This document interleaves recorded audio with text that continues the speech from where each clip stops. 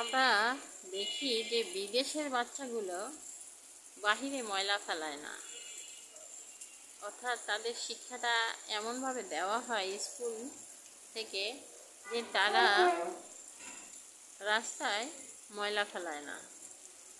আর আমাদের দেশে আমরা বুড়ারাও ময়লা ফেলাই, বাচ্চারা তো দূরের কথা।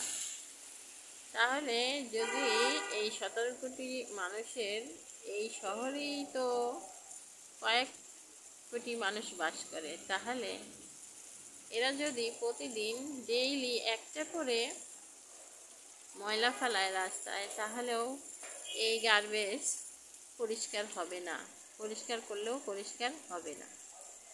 তো আমাদের এই যে জনসচেতনতা শিক্ষাটা বাচ্চা বয়স থেকেই দিতে হবে এই কারণে যে এই যে ময়লাগুলো আমরা অহরহ ফালাই, এগুলো কিন্তু মিউনিসিপ্যাল কর্তৃপক্ষ পরিষ্কার করলেও পরিষ্কার হবে না যদি আমাদের ভিতরে সচেতনতা না থাকে। আমরা যদি অহরহ ফেলে দিই। আজকে আমি যাওয়ার পথে দেখলাম একজন ড্রাইভার রাস্তার মাঝখানে পলিথিন ফেলাচ্ছে, কিন্তু এটি ঠিক নয়। আমাদের আরও সচেতনতা বাড়াতে হবে। ঠিক আছে।